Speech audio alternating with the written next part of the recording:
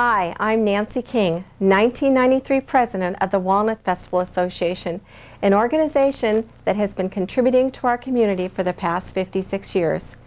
During the next 30 minutes, we will introduce you to some of our volunteers who will share with you their memories on the history of our organization.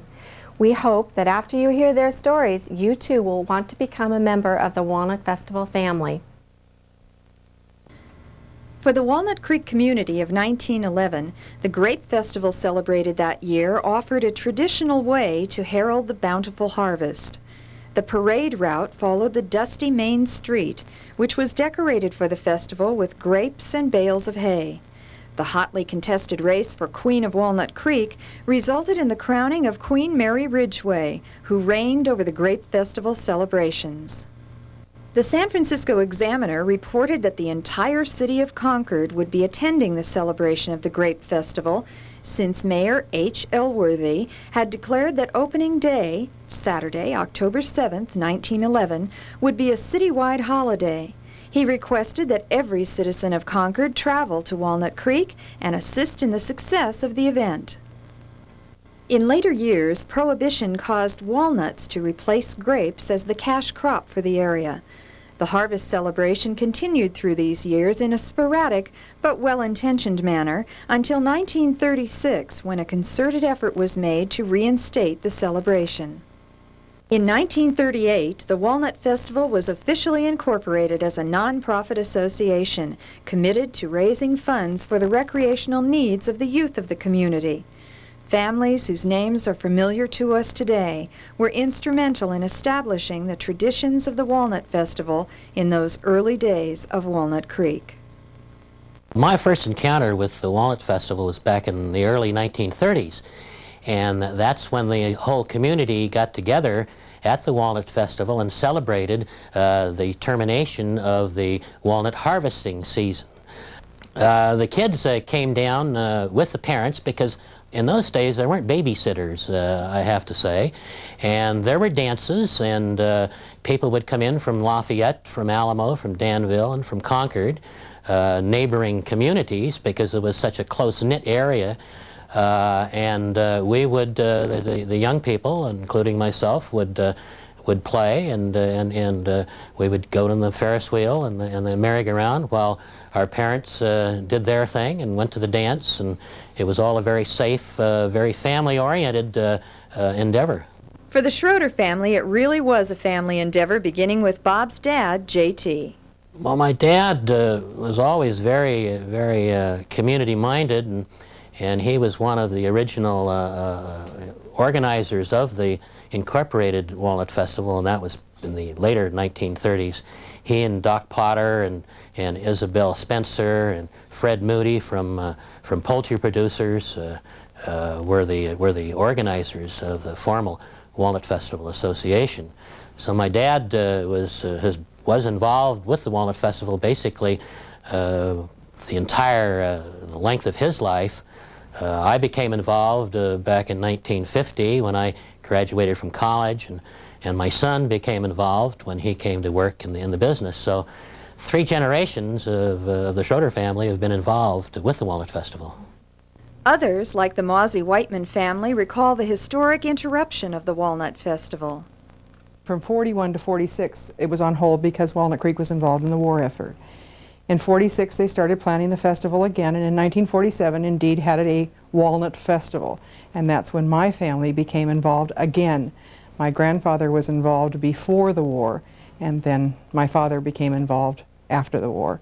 And it was a family project. Everyone in Walnut Creek worked for the Walnut Festival. It was a once-a-year function, and it was your job to work, especially if you had a business in downtown Main Street.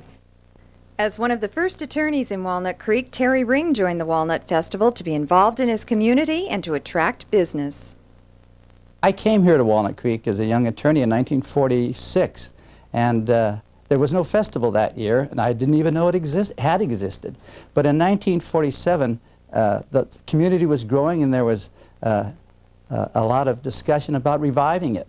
And it was revived, and it was handled, the organization was made up of the leaders of the community, real fine men, and they were, as I believe you could say, they were just dynamic and gung-ho fellas, and they all worked as a great team. I mentioned particularly John Schroeder, Bob's father, who was called Mr. Walnut Creek for the obvious reason he was. And there was Elmer Hansen, and there was also Marshall McGuire. They were the basis of the revival of the festival, and their spirit seems to have carried along and brought it to the place where it is today. West Coast shows came here in 1948. I believe they brought in a Ferris wheel, a small Ferris wheel, merry-go-round, and maybe another ride or two. I think I'd best leave that to Vance. He was very, very close to the operation of the festival. In fact, it's the wonder he didn't go into the business, and they liked him that well. West Coast Shows was playing what they called a still spot in Pittsburgh, which means there's no organized celebration behind it. And they had a couple of rides extra. So I can remember a fellow by the name of Teddy Levette who came over to see us. He had a little Ferris wheel and another ride, Spitfire, I think they called it. And he talked us into putting those things in there. Any carnival is a backbone of a fair. I don't care what anybody says. The lights and everything bring the people out, and they have the rides and the glitter, and they're a very necessary and integral part of any large fair or festival. Just as the carnival became a traditional element of the Walnut Festival, so too the crowning of a festival queen became a much celebrated event. Beginning in 1911, with the crowning of Mary Ridgway as Grape Festival Queen, the significance was ceremonial for the most part. But in the late 40s, the Walnut Festival Board wanted to raise some money to build a gathering place for the young people of the community. They saw in the crowning of a queen the potential for a contest which could generate funds for such community projects. So we decided to have a queen contest where you bought tickets, and the tickets were $1, and that entitled you to take a chance at a grand prize and give the girl that was running for the queen pageant 10 votes. And in those days, it was sponsored by the organizations like Kiwanis, Lions, Rotary. She was Miss Rotary, Miss Lions, Miss Kiwanis. And they would sponsor the girl all through the summer months. And you would sell tickets on every street corner, and every little place Walnut Creek had to sell tickets, you would sell tickets. At nighttime, too, if you could get to meetings. And everyone in town worked for their particular Miss whatever she was going to be in hopes that she would be Miss Walnut Festival. And in fact, in 1952, my sister Claudia Mozzie Niemer decided to run for Walnut Festival Queen because, of course, Walnut Festival is so part of our family. And in fact, in that year, that summer, we sold $36,000 worth of tickets so that Claudia could become, it was not a beauty pageant particularly, it was, whoever sold the most tickets won. And we sold $36,000, the most anyone had ever sold. And that's how we brought cash money in to start the various projects that we knew we had to do. Being the queen of the Walnut Festival was the #1 show in town at the time. We had some wonderful old-timers that gave of themselves. Phil Canville, who used to be a jeweler here in town, would make a gold king walnut with diamond eyes, and she would get that, and she would get her picture taken by Ted Gurney, the photographer.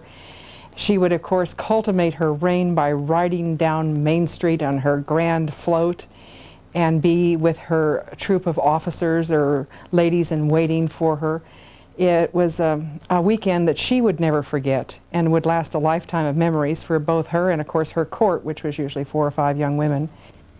In the 1970s, the ticket sale approach was abandoned, reflecting the changing attitudes of the times, and the Walnut Festival Queen contest went under the auspices of the Miss America pageant and abided by all their rules.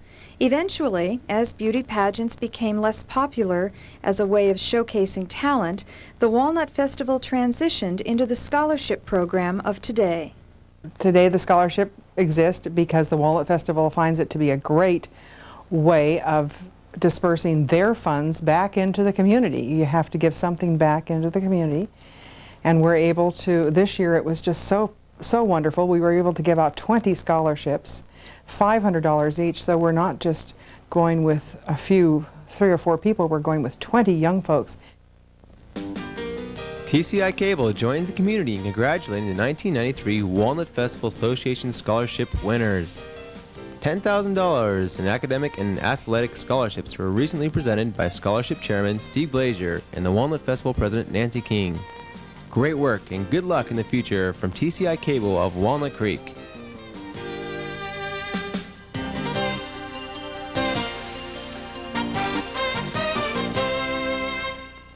We try very hard not to get the person who is going to get all the good scholarships, like the straight A student, the 4-point plus, the one that's going on to Yale, Harvard, and all those. We try to get the young folks who have really made a sincere effort to give back to the community, especially those who have given effort back for nonprofit organizations, for hospital community volunteers, library volunteers, not necessarily in their school, but outside of the school and outside of the home and church. One who understands the value of volunteerism in their community. That brings a lot to us with a scholarship program. A family favorite, the Twilight Parade is a Walnut Festival tradition that has maintained its popularity with our community for well over half a century. I don't think I've seen a parade, and I've been a parade buff since about 1947, but I don't think I've seen a parade that has the continuity of quality that I've seen at the Walnut Festival Parade for all of these years. It has a very high regard throughout the state, in fact in the West Coast. And it's a pleasure working on it. And it's a funny thing, but when you have people that work on a parade, they're given a nickname, and it's been around for, I guess, a century, and they're called parade nicks. And in Walnut Creek, thank gosh, we have a lot of parade nicks, and it's a committee that goes on and on year after year, adding just a few people at a time. There were problems in the early days because Main Street was a state highway, State Highway 21, and the parade would block a state highway for a few hours while the citizens were having fun. But all of those have worked out. And it isn't just a parade to be a parade. The parade is a source of the Walnut Festival giving to local education. One of the finest competitions in the parade each year is the high school band competition. And we actually contribute to the music programs at the high schools to bring those high school bands here for this great competition. We never have less than 8 high school bands competing in that one division, and it really is a good competition, would stack up against almost any parade in Northern California. Children's Parade goes way back. In fact, this goes back to the 40s. And at one time, I believe the record for the Children's Parade is over 1,000 children in the parade, and that's when it was on Locust Street. And I believe the publicity, and of course you can never deny the validity of publicity, that you have 1,001 children that year in the parade. It still goes on. It was quite different when the festival was at Civic Park downtown, because on Saturday morning the Kiddies Parade would come down the street and right into the main gate at the Walnut Festival at 11 a.m. to 12 a.m. And at noon, you would see this horde of children from Walnut Creek coming out of the festival grounds to the smiles of all the concessionaires and so forth. It's a little different today, but they still do come into the grounds because they're marching down out on the street coming North San Carlos Drive, coming out of the festival grounds. But the Kiddies Parade is still a very sentimental, nostalgic part of the Walnut Festival. And the feeling of nostalgia is one we share as we recall the difference one man made by bringing his passion for running to the Walnut Festival celebration long before it had gained popular acceptance. And though Andy McCono has passed away, his legacy lives on, and we celebrate his foresight.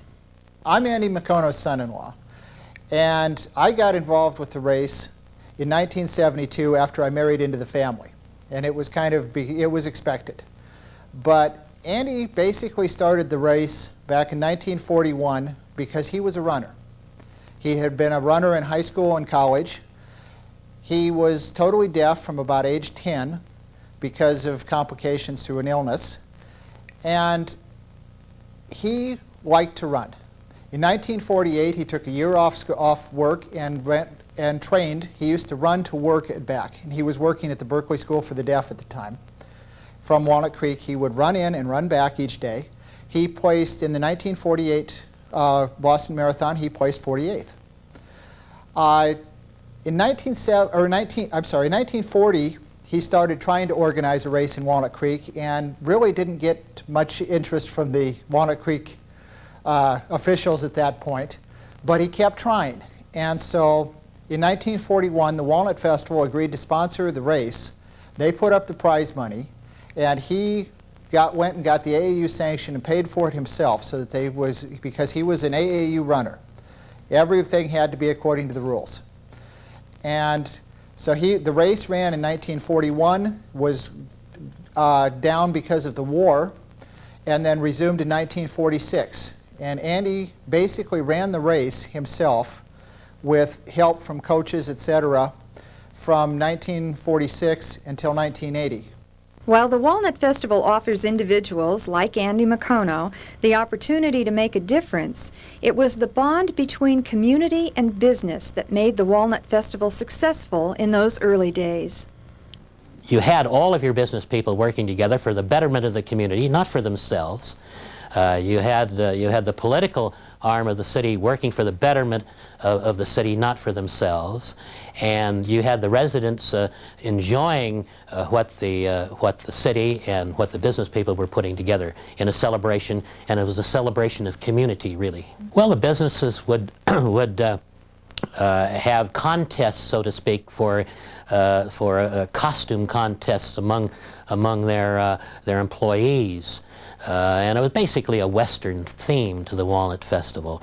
The business community would donate their employees and at no charge to work on the Walnut Festival and with the Walnut Festival Association.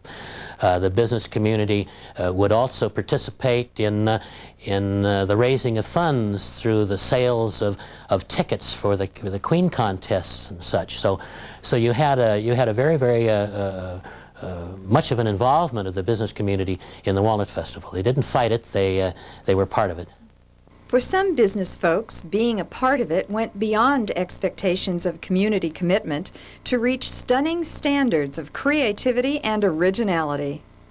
Back in the mid to late 60s, the Walnut Creek Ice Rink had two owners, Neil Rose and Skip Baxter, both professional skaters. In fact, Skip was a star with the Sonia Heine Ice Show on the East Coast.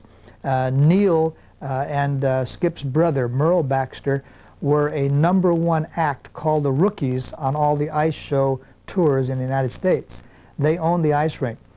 Neil and I were talking one day, and Neil had an idea, and he said, gee, too bad we can't put on an ice show at the Walnut Festival. And I said, yeah, that's great. You know, you put a block of ice out there in the 100-degree heat, it'll make a great ice show. But Neil sat down with some engineers, and he figured out a way to put the ice show on outdoors at the Walnut Festival grounds. He had an ingenious plan which involved over 4,000 lineal feet of copper tubing with valves that you wouldn't believe, a Rube Goldberg thing, but big. He acquired a 25-ton ice-making machine and ran it 24 hours a day while it was being put together, and then of course he checked it 24 hours a day for the surface to be right, because we had a cast of between 40 and 50 people. Many of them were professional skaters, so we had a combination of professional amateur skaters, and we did 6 ice shows during the 4 days of the Walnut Festival, and the only thing we needed would be an area with more seating, because every show was jammed. It was marvelous. It was so good we did it for 2 years, 2 consecutive years, and it was the #1 attraction for us for those 2 years. A beautiful, well-done ice show outdoors in Walnut Creek in September. At one time there was a house that was built by volunteer labor and many donated funds, and from the contractors in the community, from the electrical people, the plumbing people, and what have you, would donate their time. They built this home, and it was raffled off through the Walnut Festival, and it made quite a few dollars, obviously. And the person that won that that particular house is still living. Mrs. Milliff is still living, and it's up above the freeway and up in Linda Vista area of Walnut Creek. The Walnut Festival's goal in those years was to get a building so that the kids of the area, we didn't have the mobility in those days. We did not have the functions like Marine World and Great America and those places that the young folks have. We only had the downtown street to do things at nighttime, dragging the main. So the festival board members then said, oh, let's get a building up. And in fact, they did. They built a building just on the signatures of the men on the board at that time through Bank of America. Put up the building. Most everything was donated. Farragran's Auto donated all the gravel, and the Elmer Hansen did the roof, and of course Mozzie Plumbing did the plumbing. And the building was put up during the summer and was open for business within 3.5 months, something unheard of now because of the different codes and the guidelines and the rules you have to go through with getting a public area. But it was started May 1 and it was up by the first week in September, and the Walnut Festival was held in the downtown city park with this beautiful brand new building. And after that it was used every Friday and Saturday night for teenagers to have dances in. And I myself was a teenager at one time, and I myself went to all the dances down there. It was just lots of fun. The years that followed reflected a sense of community and style of celebration befitting the times.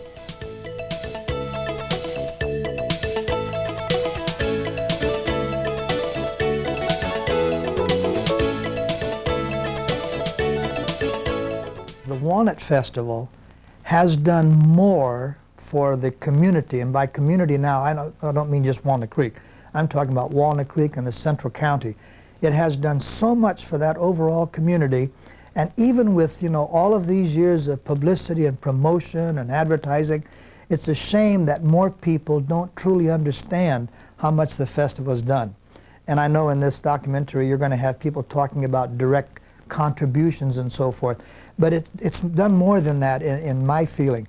One of the things it's done, particularly in Walnut Creek, it helped create a civic pride that in the 50s, 60s, and 70s was unmatched. It is still today a major fundraiser for a great number of volunteer nonprofits right on our grounds. One of the things that you can always count on when you go to the Walnut Festival is you're not going to see a tremendous number of professional booths, particularly in the food area and some of the games, okay? You're going to see nonprofit volunteers doing it. So the person you're playing with or buying a hot dog from may be your friendly banker or your shoemaker or, you know, your hairdresser. That's the nice part of it. Yeah. It's done a tremendous amount. It would take, you know, years to talk about it, but someday I hope everyone recognizes how important this has been to the area. Businesses of today, like Lucky Stores, are quick to recognize the value of supporting the Walnut Festival, as are the many volunteers who spend countless hours organizing and executing the event. Well, we looked at the Walnut Festival and we decided that there was a long-established organization. It was well run, it was well attended, and also we have a large number of stores in the area. So we thought that this would be a good opportunity to get involved in the community and give something back to the community. The Walnut Festival Association is extremely proud of its contribution to Walnut Creek and surrounding communities. Over the past 56 years, our contributions have included purchase of acreage at Heather Farm Park and various upgrades, financial support to both the Regional Center for the Arts and the Lindsay Museum, purchase of a swimming pool for Las Lomas High School, and our very own scholarship program. In September, the Walnut Festival presents the festival, a 5K, 10K run, and a Twilight Parade. And in May, we bring you Art on the Main. I've been responsible for Art on the Main, the entertainment, which has been a lot of fun. I've never had to deal with entertainers before. I've met some wonderful people, and I've really learned a lot, and that was really super. I volunteer with the Walnut Festival Association because volunteering is something that's very important to me. In Rainbow, that was our main goal, to volunteer, to help people who couldn't help themselves, to raise money for people who needed money, to help sick children, to help somebody buy a French horn. And I think that that's very important. I think that there are people out there who are not as fortunate as I am, and to help them in any way possible is the least that I can do. These people give a lot to us, and it's time that someone gave back to them, and I enjoy that. I think we're practicing a little nepotism in this organization, but thank God the caliber of the people that from which we have as directors, whom we have as directors today, are children and grandchildren of the original board, and they're just as enthusiastic as the original board. My grandfather was on, my father was on the board, my mother worked on the committees, my husband and I are both ex-members of the board, ex-presidents, and now our daughter is back on the board. We have the Hazarian family, both Chuck and Jeff, Junior Hazarian, have past presidents, and now we have Russ on the board. We have Bill Martin, who used to be very involved in the Walnut Festival, has since retired. His son Bruce came on the board for a while, and Bruce has recently passed away, but he was on the board, of course, along with Helen and Bill. Joe Moranz has done our parade for so many years and was part of our festival presidency and on the advisory board, and now his son Jacob is on the board.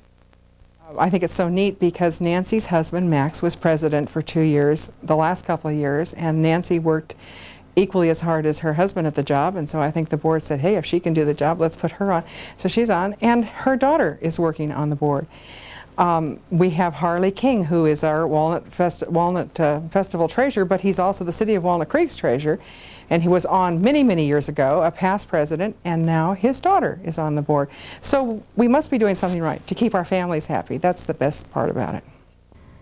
Where the Walnut Festival goes from here is really up to you, the citizens, businesses, and political leaders of the Walnut Creek and Contra Costa area. I personally feel that we have to have that spirit of community brought back to the area, and I think the Walnut Festival is the organization that can do it. It has the history, it has the track record, and it has the reputation. So I think working in close cooperation and with the City of Walnut Creek, and that's an absolute necessity to have the city government working with us, that we can really and truly bring a real cohesive community together. And I think the Walnut Festival is the organization that can do it. I've made friends. My closest friends in Walnut Creek are people involved in the festival. It was Walnut Creek working as one. I really liked it. Look at that flowing robe. Well, let's see. Big That walnut goes way back. I'll turn these over to you, but this is the very first program we ever had in the first festival. No kidding. I remember, it's where that doctor had it. Yeah. What was his name? Chronic, yeah. Elwood Chronic. Remember they bought that lot for $8,000. Probably 6 different Tribune programs. Here's my handwriting. Walnut Creek program, 4920. This gal here, Where's Walnut Creek Meat Market? this gal wound up selling perfume at Joseph Magnan's down Lucky Broadway. Furniture. Years and Yeah, years. yeah. Perfume. She Automobile worked agency perfume was counter out for there. Remember they years. used to have those big She died sales about every 3 year? years ago of cancer. You know, that's interesting. We went to Arizona. This is when Main Street was Highway 21 and Highway 24. That's right. They met at Mount Diablo Boulevard. 24 coming in from Oakland, and 21 going down the San Ramon Valley. And this was the state highway, Main Street, Highway 21 and 24. Who remembers when Ignacio was Civic Drive? Oh, I got it. Remember the time we got the call from the governor and wanted to know what the hell was going on in Walnut Creek? We were having a parade right down Main Street, and that was the state highway. It was a state highway, and you had to So they had to reroute everybody.